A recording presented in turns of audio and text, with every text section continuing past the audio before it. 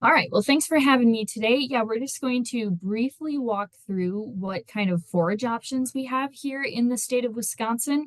I'm always excited to talk about Wisconsin since it's my home state as well. So we're going to talk through, I'd like to start a little bit since many of you I think aren't really familiar with RMA is. So I'm just going to literally spend just a few moments there. Then we're going to talk about forage seeding. We're going to go into forage production. We're going to pause a little bit on pasture, rangeland, and forage. We're going to pause briefly on whole farm and how you can ensure your forage production through whole farm. And then if you have any questions for me, if you stump the chump, I have our forage person who wasn't able to make it today. We'll take those questions back and I will be sure to get back to you if I can't answer it for you. So let's go ahead and get started. I always shamelessly, my children don't know it, but they're famous in most of my presentations. The cattle from our home farm and my kids usually end up in here. So this is my kids at the Wisconsin FFA convention. And I like to talk to you a little bit about how you get your crop insurance, because I think most of you talk to your crop insurance agent or your adjuster, and you don't see me or our staff and how we service you. So the St. Paul Regional Office, we service Wisconsin, Minnesota, and Iowa. And here is your team of folks that work with you all. There's 10 regional offices, and as you know, this is us. Most of the staff are actually remote, and I am joining you from our home state in Wisconsin, and we have about 4 of our 13 staff members are based throughout Wisconsin. So what do? We write all the federal crop insurance policies. So your agent and your adjusters are the boots on the ground. They are the people that you buy your crop insurance policies from. You're buying from one of a number of crop insurance companies. So you might be a rain and hail person, you might be an NAU person, you might be RCIS, Farmers Mutual Hail. That's your company, just like it's your company that you buy your homeowner's policy or your auto insurance policy, and then you have your agent.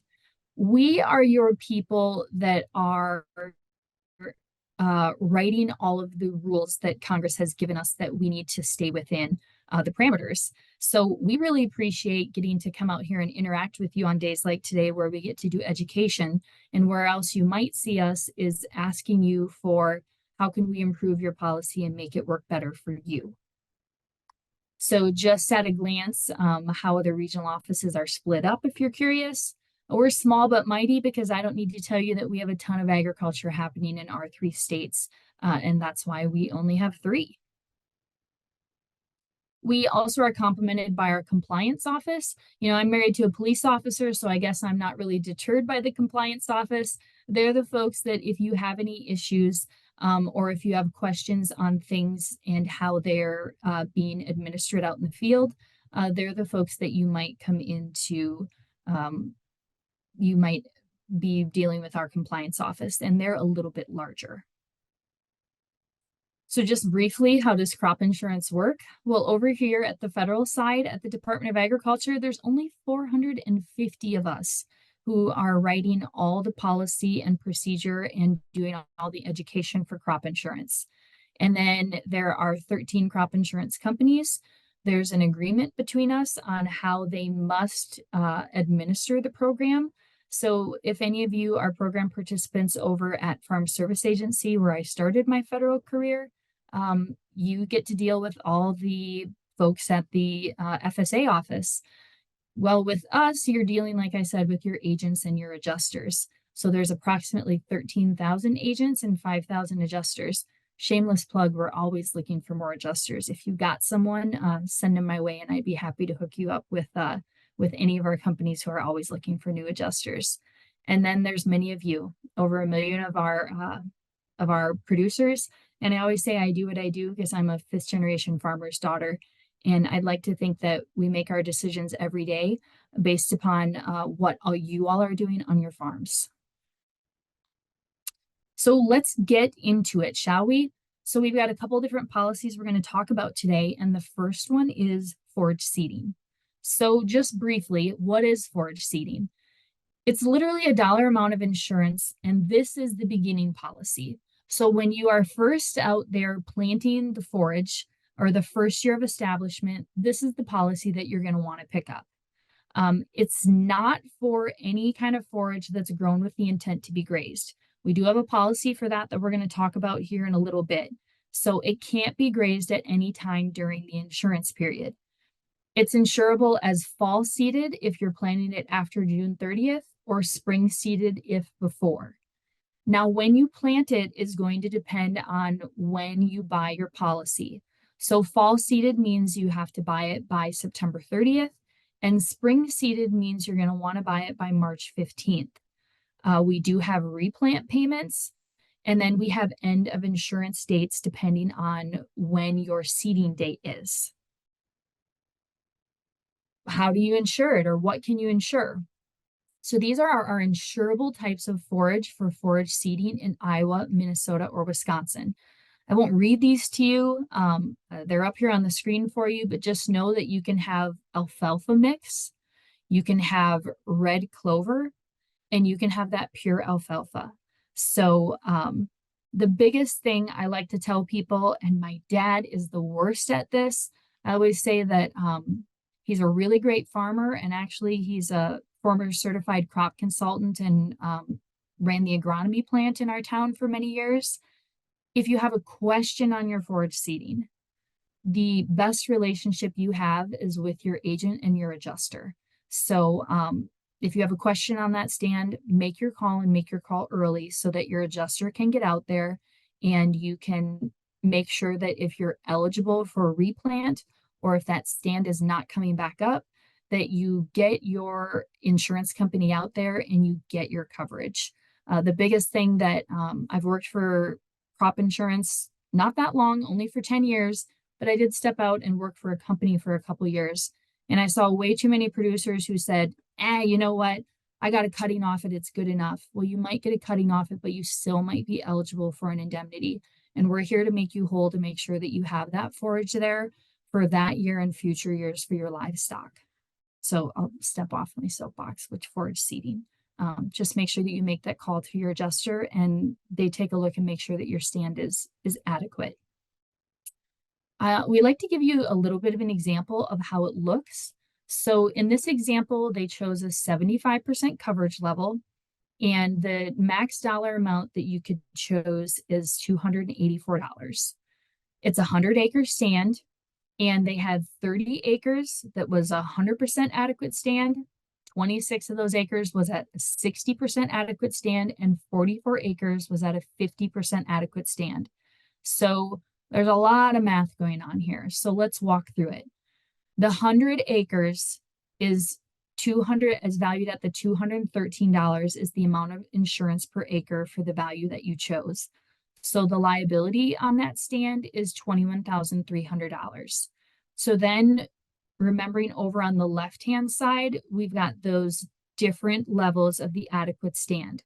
So 30 acres over 75% of adequate stand at that $213 of amount of insurance per acre value is the $63.90 value of acres with no insurable loss. Then we've got that 26 acres where the stand was 60% adequate stand.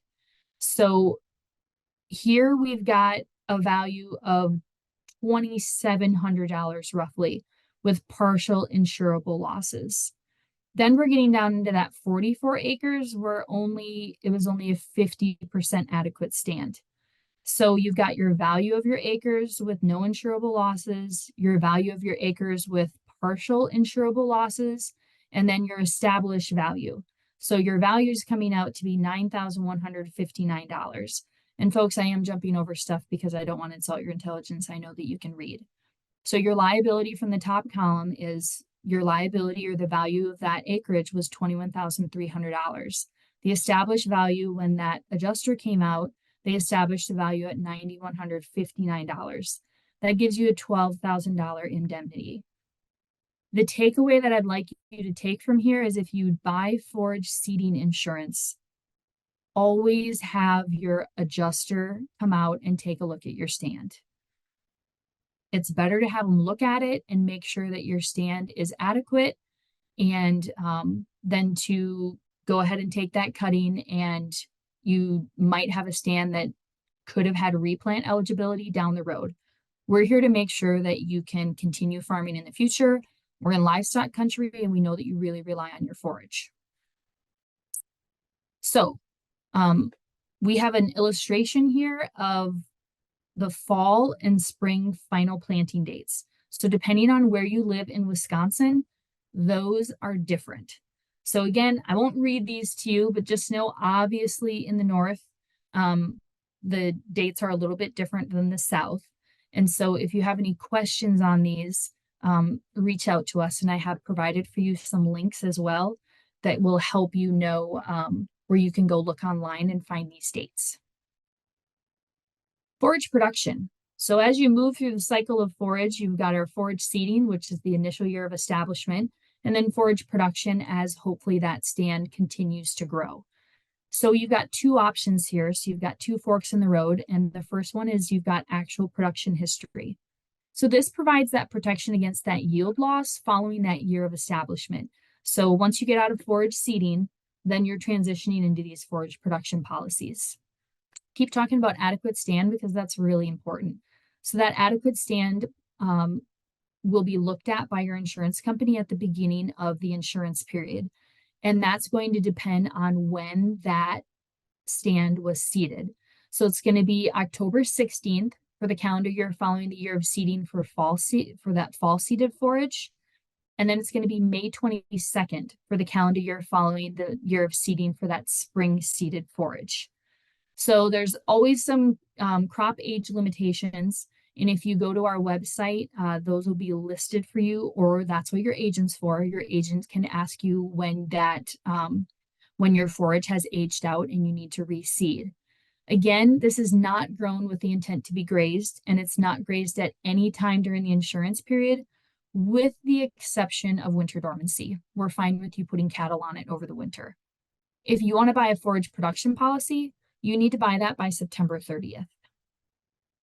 So we have two types, and we'll talk about the second one in a moment. We've got that actual production history, which is based upon the production that you are growing in your farm. So that'll be based upon the history of what you've grown on your farm.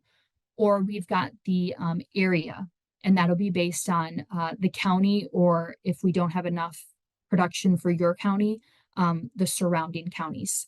So again, these are the types of forage that you can insure under forage production. So we've got alfalfa mixes and red clover. And then if you're going to do an area plan, we'll also insure grass. So stands of timothy or brome or a mixture, where alfalfa or other legumes is less than 25% of that mix. So forage production, like I said, we've got that actual production history plan, which is based upon what's going on your farm. And then we've also got that area yield protection plan. And this is kind of popular in certain areas of the state. So this is our area-based coverage for that loss of production in the county. So I like to stress this, and not to insult your intelligence, but I just want to make sure that our producers understand that when you sign up for this, you are signing up for, you want to make sure that your farm falls in line with the county norms. So if the county doesn't have a loss, you won't have a loss. You can insure this at 70 to 90% coverage levels, and you can also insure it at CAT coverage. And this is, again, a dollar amount of protection per acre. And the guarantee equals the expected county yield times the projected price times that protection factor. And again, the sales closing date for this is September 30th.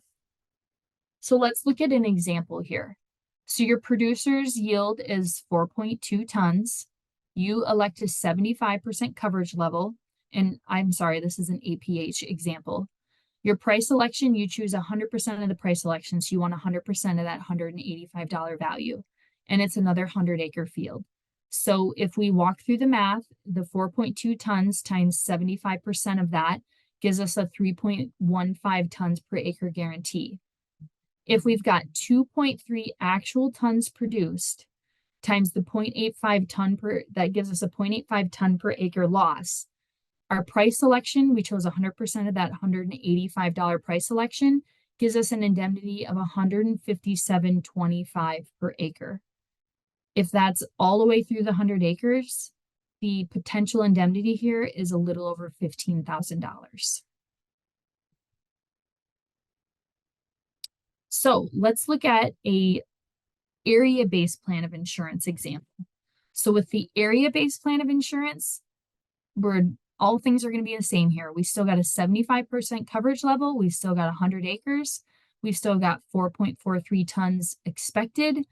And our protection per acre is $396. So what's different? Well, we're based upon the county. So that's same 3.3 tons per acre trigger yield. And if we've got 3 tons per acre final county yield, that gives us a deficiency of 0.32 tons per acre. Now, in this example, we've got a $396 protection per acre.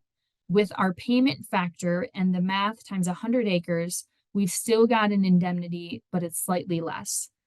And again, we have a little bit more out of our control here because this is based upon the county, not what's happening on our farm.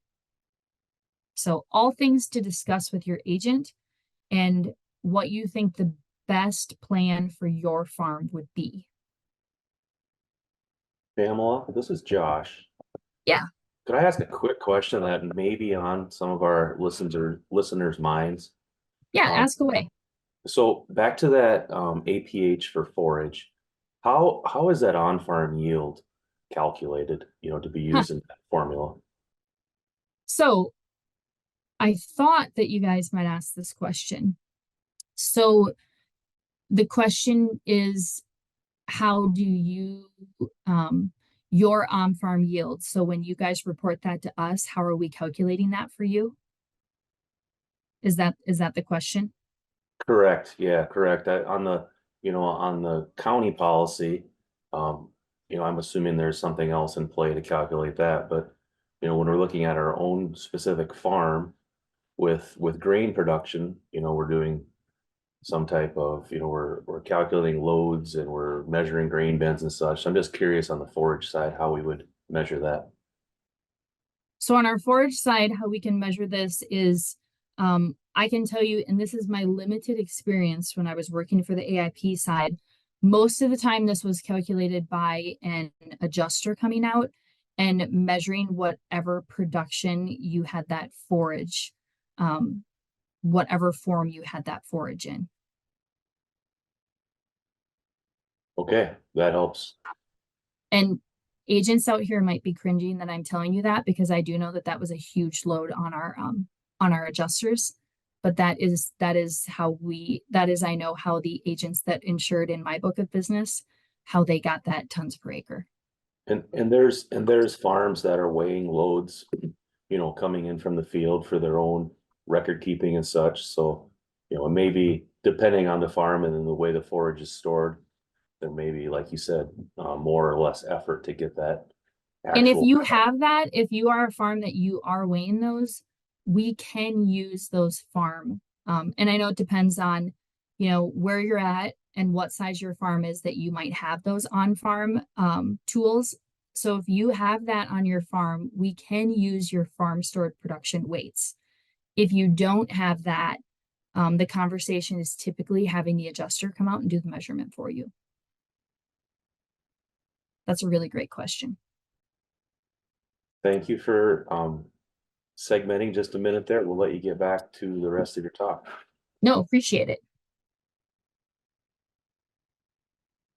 Okay, let's talk about PRF.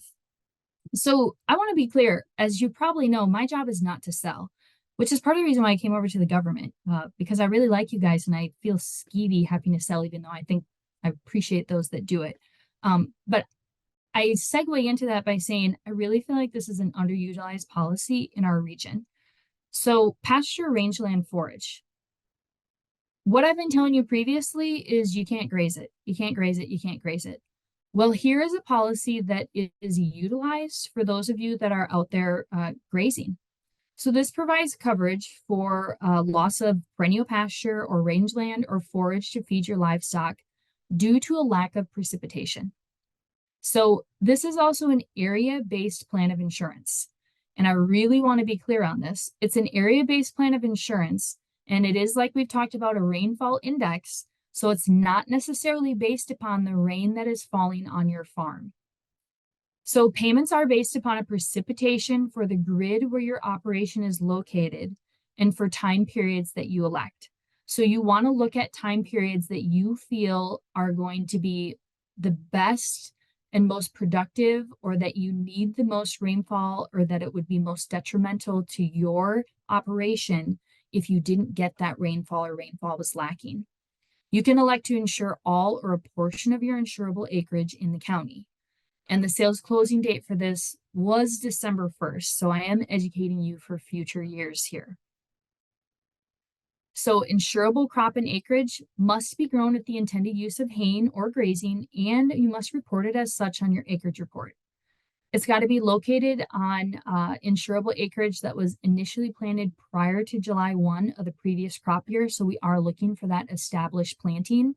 It can be naturally present, but was not planted, such as native perennial grasses, and can be self-seeding annual plants that you maintain through several years of grazing.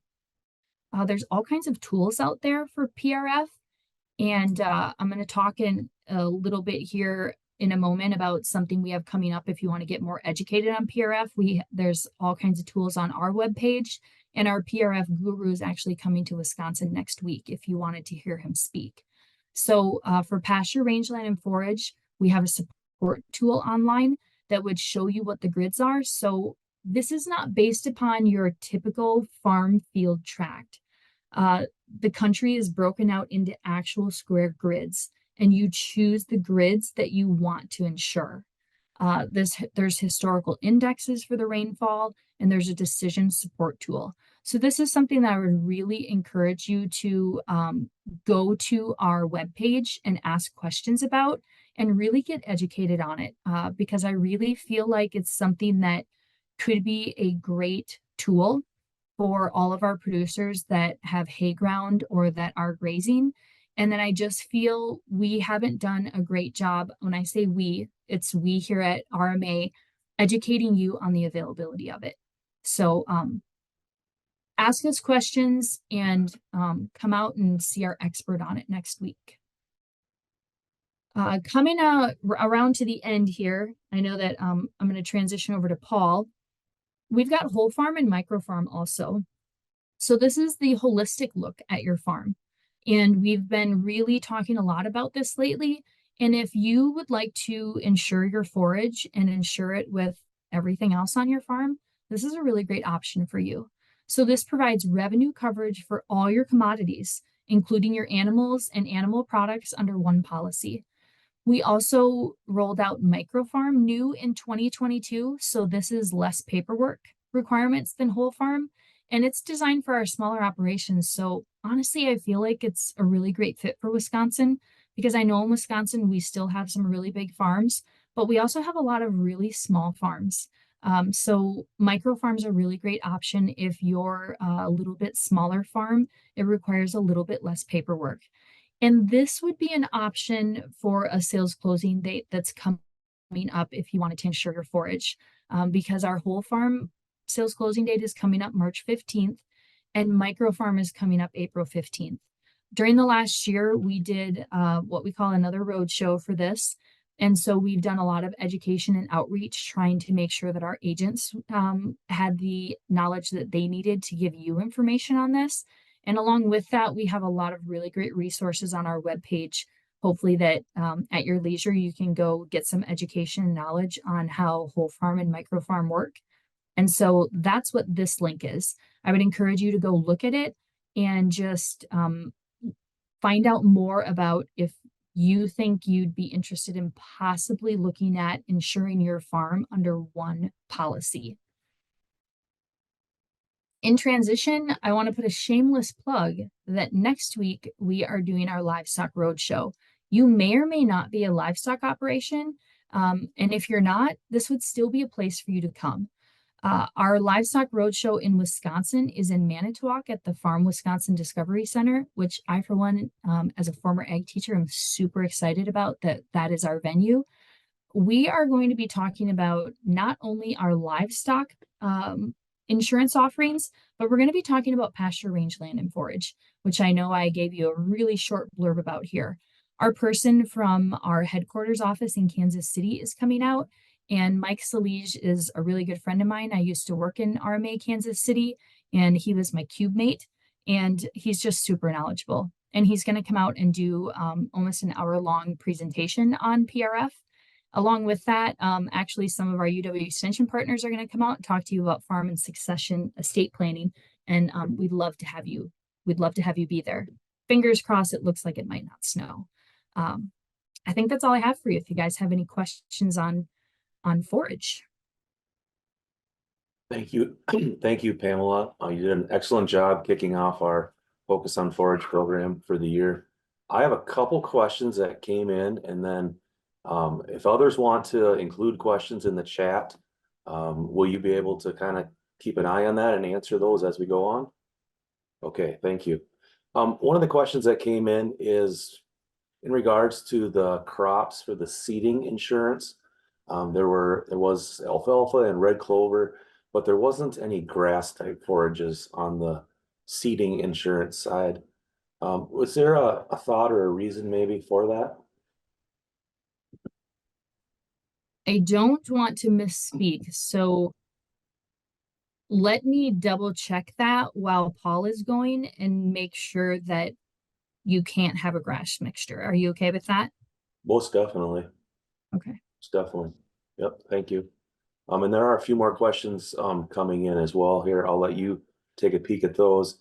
The other one that we would like you to just cover quick before we transition is, would you be able to share the sign up dates for the different programs that you discussed?